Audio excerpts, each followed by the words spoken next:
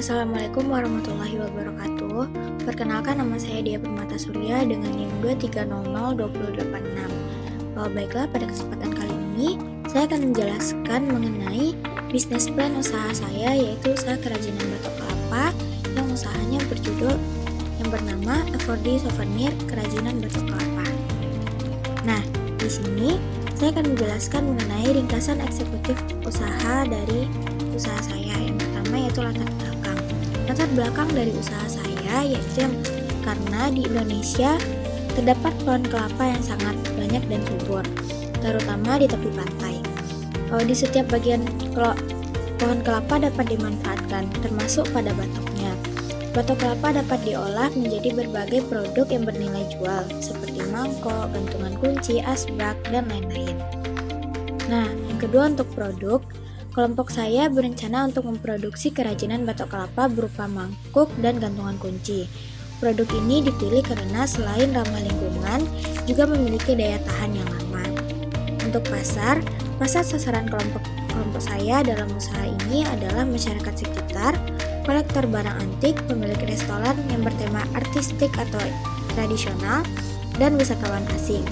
Untuk target penjualan awal yaitu sebanyak 50 buah batok kelapa yang sudah dibikin dalam bentuk kerajinan.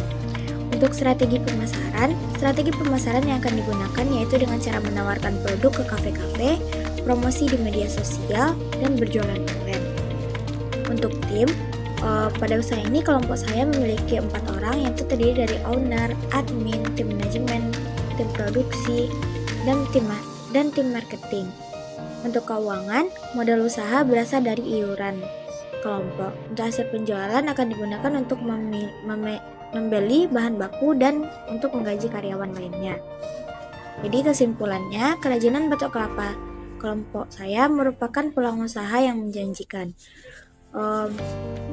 Karena usaha ini memiliki potensi untuk sukses karena memiliki produk yang berkualitas, pasar yang luas, dan strategi pemasaran yang efektif. Selanjutnya yaitu latar belakang usaha. Latar belakang usaha yaitu karena pohon kelapa Indonesia sangat subur dan sering kita jumpai di mana-mana, terutama di tepi pantai. Pemanfaatan tanaman kelapa sejauh ini hanya pada buahnya saja yang dijadikan kopra, minyak, santan, dan penjualan kelapa. Sedangkan tempurung dan serabutnya belum banyak digunakan oleh orang, terutama untuk diolah. Konsumsi kelapa yang tinggi menghasilkan limbah tempurung yang juga sulit di masyarakat untuk diolah. Limbah kelapa menghasilkan produk dengan nilai jual yang tinggi. Batok kelapa yang digunakan sebelumnya dibuat sebagai mangkuk dan mainan kunci untuk menjadi keunggulan diantaranya yaitu berasal dari bahan alami, proses pembuatan alami, serta yang paling penting adalah untuk mengurangi limbah tempurung dalam mengurangi pembelian mangkuk dan plastik. Dengan sentuhan para pengrajin akan menghasilkan sebuah produk dengan hasil seni yang halus dan bagus. Hasil kerajinan tempurung kemudian dijual dengan harga yang lumayan tinggi dan dapat menghasilkan produk yang cantik dan unik. Selanjutnya yaitu visi dan misi usaha. Visi dan misi usaha kami yaitu yang menjadikan usaha kerajinan batok kelapa yang berkualitas dan kreatif serta mengajak masyarakat untuk mengurangi limbah yang bisa dimanfaatkan kembali menjadi bahan yang bernilai guna dan nilai seni. Untuk misinya yaitu yang pertama menciptakan produk kerajinan batok kelapa yang berkualitas dan memiliki nilai yang tinggi. Kedua, meningkatkan kreativitas dan keterampilan masyarakat dalam mengolah batok kelapa menjadi kerajinan. Yang ketiga, meningkatkan kesejahteraan masyarakat melalui pengembangan usaha kerajinan batok kelapa.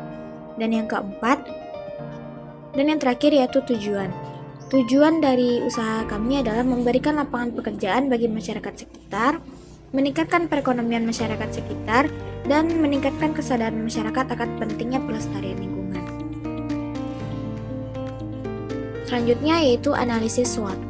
Yang pertama, keuntungan atau strength. Yang pertama yaitu kekuatan dari usaha kami. Yang pertama, keunikan produk kerajinan dari batok kelapa. Yang kedua, komunitas kerajinan batok kelapa yang solid. Yang ketiga, dapat menjadi pilihan alternatif dari konsumen. Yang keempat, adanya program bantuan modal.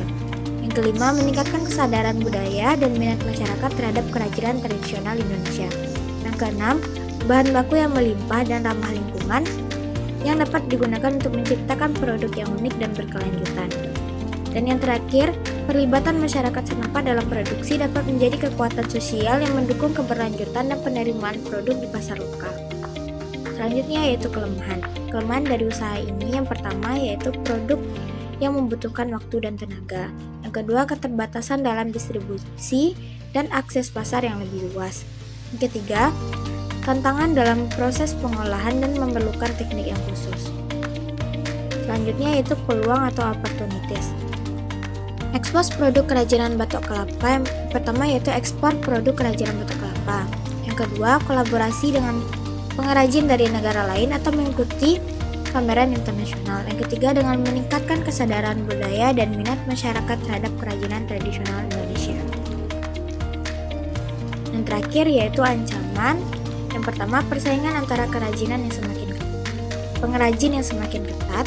Yang kedua, persaingan dari produsen bahan pengganti seperti plastik atau material lain yang lebih murah, serta perubahan regulasi lingkungan yang bisa mempengaruhi operasional dari bisnis. Selanjutnya yaitu strategi perusahaan. Dalam hal ini, perusahaan memiliki strategi. Yang pertama yaitu dalam hal produksi, perusahaan harus berfokus pada inovasi dan efisiensi. Yang kedua, strategi pemasaran harus mencakup pendekatan yang berkelanjutan dan berkesinambungan. Yang ketiga yaitu menjalankan bisnis dengan keberlanjutan. Perusahaan perlu memperhatikan aspek lingkungan serta sosial. Selanjutnya, deskripsi usaha. Nama perusahaan atau nama usaha yang kita buat yaitu Effordy Souvenir. Arti nama ini yaitu Effordy Souvenir adalah sebuah nama usaha yang memiliki arti Effort berarti 4A, yang berarti nama Ana, Alena, Anora, dan Autria.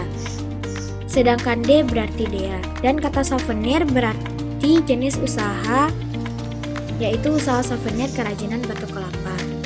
Untuk bidang usaha yaitu pada bidang usaha kerajinan tangan. Nama produknya yaitu produk kerajinan batok kelapa.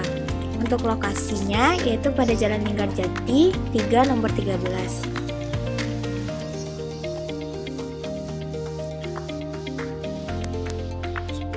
Selanjutnya, kegunaan dan keunggulan, keunikan atau inovasi produk.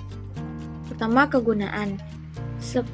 Kegunaannya yaitu yang pertama sebagai aksesoris atau hiasan, yang kedua sebagai souvenir oleh-oleh yang unik dan ciri khas bagi daerah penghasil batok kelapa. Selanjutnya, keunggulan. Yang pertama, ramah lingkungan karena menggunakan bahan baku limbah dan pengolahan kelapa. Yang kedua yaitu tahan lama dan kuat karena batok kelapa memiliki sifat yang keras dan tahan terhadap benturan. Yang ketiga, mudah dibentuk dan diukir, sehingga dapat dibuat dalam berbagai bentuk dan desain yang menarik. Selanjutnya yaitu keunikan. Yang pertama, setiap produk memiliki pola dan warna yang unik karena berasal dari bahan baku yang alami. Yang kedua, dapat diukir atau dihias dengan berbagai motif gambar yang khas di daerah penghasil batok kelapa. Dan yang terakhir, memberikan nilai tambah bagi lingkungan sekitar karena memanfaatkan limbah dari pengolahan kelapa. Selanjutnya, inovasi. Dalam usaha ini kita menggunakan inovasi yang pertama yaitu menggunakan cat air atau cat akrilik untuk memberikan warna pada produk sehingga menghasilkan produk yang bervariasi dan menarik. Selanjutnya, menggunakan motif tradisional yang dapat memberikan kesan unik dan elegan pada kerajinan batok kelapa. Selanjutnya, untuk waktu dalam siklus usaha. Untuk membuat satu buah gantungan kunci atau mangkok batok kelapa dapat memakai waktu hingga 1 atau 2 jam. Untuk membuat satu buah kerajinan tergantung dengan tingkat kesulitan kerajinan yang akan dibuat. Kira-kira dalam waktu 1 hari dapat menghasilkan kira-kira 10 hingga 20 jenis kerajinan. Dan mangkok tergantung dengan kesulitan pembuatannya. Untuk dampak usaha terhadap lingkungan ekonomi, sosial, dan budaya dan lingkungan, yang pertama yaitu bagian ekonomi. Usaha kerajinan batok kelapa dapat memberikan dampak positif terhadap perekonomian masyarakat karena dapat memberikan peluang usaha dan lapangan kerja. Pada bagian ekonomi, usaha kerajinan batok kelapa juga dapat memberikan peluang usaha dan lapangan kerja, meningkatkan pendapatan masyarakat dan mengurangi pengangguran. Pada bagian sosial budaya, Dalam proses produksinya, usaha kerajinan batok kelapa dapat melibatkan masyarakat sehingga dapat memperkuat hubungan sosial antar warga negara atau antar warga daerah. Selanjutnya, dalam lingkungan alam, penggunaan batok kelapa sebagai bahan baku kerajinan dapat memberikan dampak positif terhadap lingkungannya karena dapat memanfaatkan limbah dari pengolahan kelapa yang biasanya dibuang begitu saja. Selanjutnya yaitu deskripsi usaha. Pertama, risiko dan bisnis pengelolaannya. Untuk risiko, bisnis yang pertama yaitu bahan baku yang tidak stabil. Yang kedua, persaingan pasar yang ketat. Ketiga, perubahan tren dan selera pasar. Yang keempat, keterbatasan modal dan teknologi. Untuk pengelolaannya, yang pertama diversifikasi produksi, yang kedua peningkatan kualitas produk, yang ketiga peningkatan pemasaran, dan yang terakhir pengelolaan keuangan yang baik. Untuk rencana pemasaran, yang pertama yaitu target konsumsi.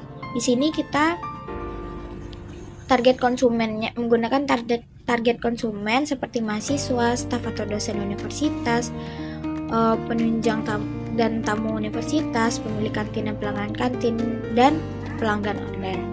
Untuk situasi persaingan, wirausaha batok kelapa memang bukan satu-satunya yang ada, tapi kami berusaha untuk memberikan yang terbaik daripada yang lain hingga harga yang lebih bersahabat.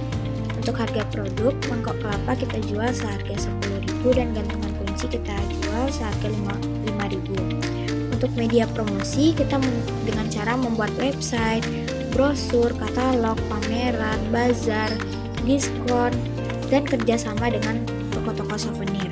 Untuk wilayah pemasaran, untuk saat ini kita memasarkan di wilayah Universitas Negeri Padang dan sekitarnya. Untuk bahan-bahan terdiri dari batok kelapa, cat dan pernak-pernik, perekat, peralatan kreatif seperti pensil, cat, air, kuas, dan alat ukir. Dan terakhir pelapis dan perawatan kayu yaitu opsional. Untuk alat, kita menggunakan pisau, bor dan mata bor, pengering, alat ukur atau penggaris. Dan untuk proses produksi atau langkah-langkahnya, yang pertama yaitu mengumpulkan batok kelapa, yang kedua pembersihan, yang ketiga pengeringan, dan yang terakhir pengolahan. Untuk desain dan perencanaan, yang pertama yaitu memilih desain, dan yang kedua pemotongan. Untuk pengoboran dan pengukiran, yaitu yang pertama pengeboran lubang, dan selanjutnya pengukiran. Untuk finishing terdiri langkah-langkahnya yang pertama penghalusan permukaan, pengecatan dan dekorasi, dan terakhir memberikan pelapis. Untuk quality control yaitu dengan cara pemeriksaan kualitas. Dan untuk packaging kita menggunakan kemasan dan penyimpanan dalam distribusi.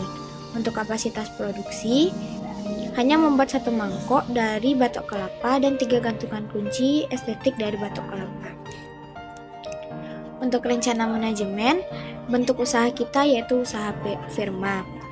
Struktur organisasi yang terdiri dari direktur yaitu saya sendiri Dia Permatasuri, manajer keuangan Ana Arisa, manajer operasional Autria Mailani, manajer personalia yaitu Alena Rizka, manajer pemasaran Anora Wulandari, dan selanjutnya yaitu staf dan karyawan lainnya. Untuk rencana manajemen, pertama yaitu logo usaha. Seperti pada tampilan tersebut, makna dari logo ini yaitu yang pertama bernama Evolve di Souvenir dikarenakan karena kami memulai usaha dengan 5 orang rekan yaitu Alena, Autria, Ana, Anora, dan Dea. Untuk kata souvenir, kami menjual batok kelapa yang kami proses menjadi souvenir. Untuk rencana keuangan dalam satu siklus usaha, sumber pendanaan usaha yaitu dari iuran kelompok. Rencana anggaran biaya atau RAB yang pertama peralatan inventaris. Berikut adalah tampilan dari anggaran biaya atau RAB pada usaha kami. Selanjutnya yaitu rencana keuangan untuk satu biaya variabel. Untuk biaya variabel seperti yang kita tampilkan pada tampilan berikut pada tabel biaya variabel. Untuk rencana anggaran biaya atau RAB, produk kami menetapkan karena kami memakai biaya pada batok kelapa dan lainnya tidak mudah habis hanya dengan satu siklus usaha, maka kami mematok harga untuk mainan kunci yaitu 3 mainan kunci seharga 15.000 dan 1 mangkok seharga 10.000. Dan berikut adalah tampilan dari bisnis model kanvas usaha kami. Baiklah, sekian dari penjelasan saya. Apabila ada kesalahan, mohon dimaafkan. Wabillahi taufiq wal hidayah. Wassalamualaikum warahmatullahi wabarakatuh.